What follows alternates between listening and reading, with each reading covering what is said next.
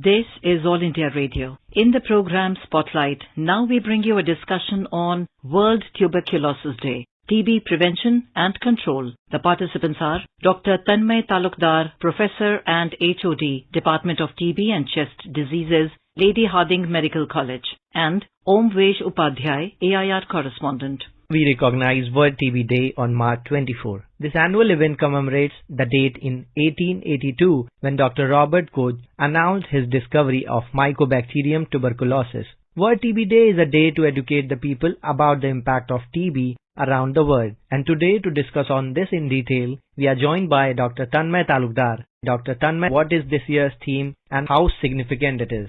Every year, WHO comes out with a theme to raise the awareness about TB in the community and among all stakeholders and highlight not just the health but also social and economic consequences of the disease. So this year they have come out with the theme and it is called Yes, We Can End TB. So here WHO wants to focus on newer evidence-based recommendations which they have come up with, increased visibility regarding TB all around to combat the disease, to have more community participation, bring in the newer initiatives which have come up, adopt them, and most importantly have multi-sectorial collaboration and community participation. So this is how they are saying, yes, we can go about and end TB. What are the symptoms or initial signs through which we can identify that it might be TB? 70% of the TB actually happens in the lungs, so the symptoms pertain to that organ, and it is cough more than 2 weeks. We say if the patient is having fever, a long fever around 2 weeks, which is not going away, weight loss, patient not feeling hungry, occasionally they may bring out blood in the cough, and also sweating in the night if it happens with fever. So we think that this could be TB, and hence we should get ourselves investigated. Apart from that, TB can affect so many other organs of the body. In fact, all the organs of the body can be involved. We say that nails and hairs are not involved. Apart from all other organs get involved with TB. And hence we also have organ-specific symptoms. For example, if it's due to the stomach, then we'll have difficulty in eating, we can have pain abdomen. But the four main symptoms remain: cough, fever, weight loss, night sweat, and not feeling well. Then, Dr. Tanmay, are there types of TB as well, and what tests are done for TB diagnosis? Yes, we just discussed that we have TB which is involving the lungs, 70% approximately, pulmonary TB we call it, and also the TB which affects all other organs. They are clubbed together and they are called extrapulmonary TB. Extrapulmonary TB is a little difficult to diagnose, but now we have technical tools to deal with it, and today Honorable Prime Minister Sir has released the extrapulmonary TB training module also, which would help us people, stakeholders involved in TB treatment to diagnose and treat. So these are the two main types, but then we also have different types as far as resistance is concerned. Some patients have TB where all the drugs work well, and it is called drug-sensitive TB, easier to treat with simpler drugs. Whereas if some of the drugs don't work, we call it drug-resistant TB. It is a little more difficult, but cure is definitely there. But then it may take a little longer time. Drugs may have little more side effects. But then I would like to clarify here very clearly that there is also cure for drug-resistant TB, so nothing to worry if we follow the rules. So these are the two main types. Now coming to the second part of your question, that how do we diagnose it?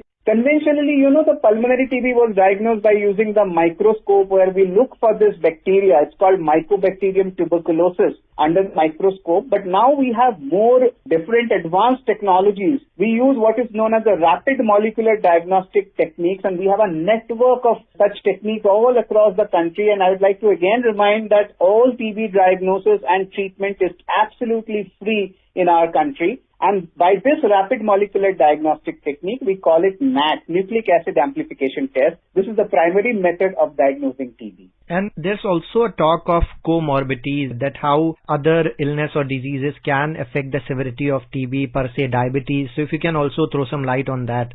Yes, definitely. Comorbidities, some of them play a major role in TB. They have a role everywhere. In TB infection becoming a TB disease not getting well soon, and also drugs not working. So we have many such comorbidities, the major ones being lack of nutrition. So we have to be very careful about having a balanced diet. Apart from that, tobacco, cigarette smoke and alcohol have a very negative role on TB outcomes. So we have to be very careful and stay away from that. persons living with HIV have more likelihood to have worse outcomes if we are not careful about our treatment, and also very importantly, diabetes. Diabetes brings down our immunity and hence there's more likelihood of having TB disease, and if we have the disease, to have worse outcomes. So it's very important that we not only think about TB, but those who have comorbidities, that is another disease along with TB, we must also very well take care of that, because it's very important to make sure that if the TB has to be eliminated, we have to take care of the comorbidities as well. Dr. Tanmay, here we have seen that there's a general trend that when a patient initiates a treatment, and once they start feeling that the symptoms are gone, or they immediately pull out of it and stop the treatment. So for listeners, if you can inform us about what is the need and necessity to complete the treatment. I would like to definitely bring in the point to our listeners that there are two issues primarily. Do not delay in diagnosing TB. If cough is there, we have to get ourselves tested and treated quickly, because if we don't do it, we not only get worse ourselves, but also we spread around 14 to 15 new people will get the infection. So that is one. Two, once we start the TB treatment, the drugs start affecting very quickly and we start feeling better. All our problems start getting better. Like the hunger would start coming back, we'll feel better, the fever will start going down. After maybe 2 weeks, then the cough starts going down. So the sense comes in that why do I need to take 6 months of medicine? This is a common question we get from our patients. But it is very important to understand that it is required to have a complete course to eliminate the entire TB bacilli, tuberculosis bacilli in our body, which is very, very important, because some of them go into hibernation, we call it, they go into dormancy, and they again come back later if we do not take complete treatment. So it is very important that we do not interfere with the treatment, we do not stop it in between, we do not change it according to our whims and fancies, and we complete the treatment as directed by your physician. It could be 6 months, it could be 9 months, as decided by your physician. You must complete the treatment. And Dr. Tanmay, I was listening to Prime Minister Modi's address today in the One Word TB Summit, where he launched the TB Mukt Panchayat initiative. And here we have to also talk about the different initiatives that are proving to be game changer that the government introduced. So if you can throw some light on these initiatives as well.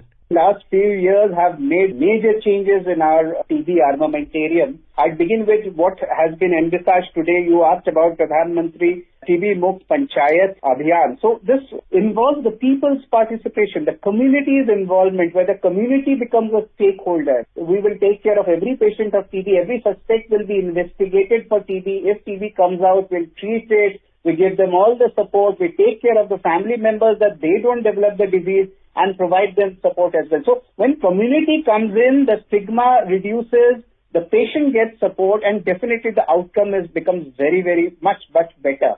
In the same context, I'd like to also highlight the other major social activities which has come up. I have to talk about Nikshay Poshan Yojana, where the patient is given financial support for nutritional supplement. Every month, money goes directly to the bank account by DBT to the TB patient. This is one issue which is making a big change.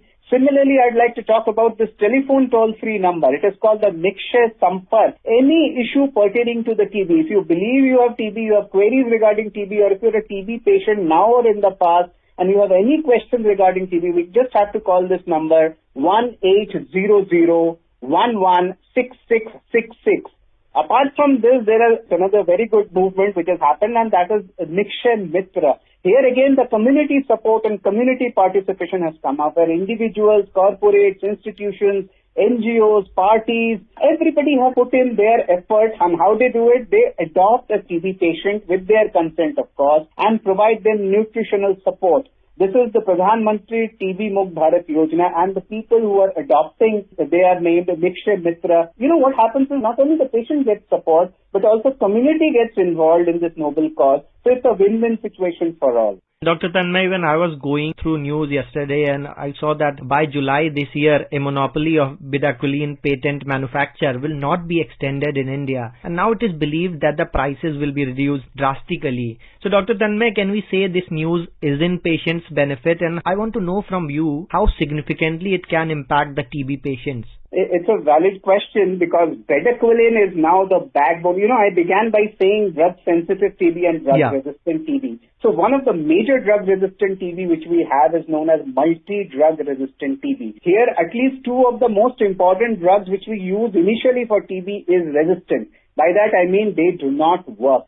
So in this group of patients, bedaquiline is the most important drug, I can say, to treat patients of multi-drug resistant TB. And in India right now we have 2.84% MDR TB among new patients of TB. So that's relatively big number. So for that we need good regimes for MDR TB. And for that, bedaquiline is vital. And it's not bedaquiline alone which is given. In tuberculosis, there's another issue which our patients will have to understand. Unlike other bacteria, tuberculosis need a lot of drugs together. 4 drugs are taken, for example, in drug-sensitive TB. That's why we need counseling. That's why we need social support, family support, where today's program, the caregiver model which has come up, family caregiver model by which the family members would be trained, they would be empowered. So this is important, taking so many drugs together. Coming back to your question, yes, bedaquiline is vital for treating multi-drug resistant TB. You mentioned about family care, and there's also a module, I guess you mentioned. We also have to think about the family aspect as well, that if some individual is suffering from TB, so how should the family behave and treat the TB patient? Because it is a communicable disease, so there could be some methods or how to safeguard themselves from coming in contact with the infection. See, COVID has taught us a lot. So now whenever we have cough, everybody has learned that we have to cover our mouth when we cough. We have to use either the elbow or a napkin, or better still, we should wear mask when we are symptomatic. This is very important. We have to be socially responsible. Secondly, discrimination. It happens within relatives also. It's not just that somebody out in the road would be discriminating. So it is very important that TB patient needs support, and we have to protect each other, but then we have to not discriminate. Another important thing is, once the treatment has started, the ability of the patient to spread the disease to somebody nearby is minimized significantly. Here I'd like to focus that it is only the pulmonary TB which spreads from one person to another. The TB affecting the lung spreads from one person to another. And there also, after a few days of treatment, the treatment may be of 6 months, but this ability to spread to others is minimized very significantly and within weeks only. So we need not worry at all. Apart from that, most importantly, we have what is known as TB preventive therapy, and today also Honorable Prime Minister has launched the shorter TB preventive therapy treatment. By this we protect the contact of TB patients if they are not having the disease but they are just the contact. So there it is much simpler regime now. Only 12 doses is to be taken, 1 dose a week for 12 weeks. So that way also the patient gets protected. But again, the doctor will decide who deserves this treatment, how it has to be taken, how counseling has to be done. But then this TB preventive therapy also works. So we do basic precaution. Whenever we have symptoms, we get ourselves tested as early as possible. And if everything is okay, then we also must take TB preventive therapy. If somebody is having TB of the lung in our house, obviously as decided by the treating physician. Dr. Tanmay, I remember in March 2018, during the End TB Summit, Prime Minister had called on India to achieve TB-related SDG targets by 2025, that is 5 years ahead the global target, and even today he reiterated that. But we know how pandemic derailed everything. We are also seeing that from district level to the national level teams, everyone is working hard to meet the ambitious target. Since you are from the industry also, how far have we progressed? To bring the point to focus, the worldwide TB is declining by 11%, but in India it is around 18%. So we are slowly, steadily, and also now rapidly moving towards that target. We are notifying more and more cases. There's been 50% increase in TB patients registering into the health system compared to the base year of 2015. So what does it do? It says that more and more TB patients are coming out to get treatment. They are getting cured. How do we benefit out of it? They will be spreading it to less and less people. So we have a lot of issues which are happening. We have nutritional support, as I just told you, Nikshay Poshan Yojana, the Nikshay Mitra giving nutritional support. Community participation is coming in. The TB champions, the TB survivors, that is those who have already got treatment from TB and now want to communicate and motivate other patients. 30,000 of them working out in the community. So there's a lot of things happening, and I'm sure we are going to do very good. And on that positive note, thank you so much, Dr. Tanmay, for joining us. Thank you so much. You were listening to a discussion on World Tuberculosis Day, TB Prevention and Control. The participants were Dr. Tanmay Talukdar, Professor and HOD, Department of TB and Chest Diseases, Lady Hardinge Medical College, and Omvesh Upadhyay, AIR Correspondent. This program was produced and presented by the News Services Division of All India Radio. You can listen to it on our mobile app, News on AIR. This program is also available on our YouTube channel, News on AIR Official. You may share your feedback about this program through email at airnsdtalks@gmail.com or WhatsApp on 92890 94044.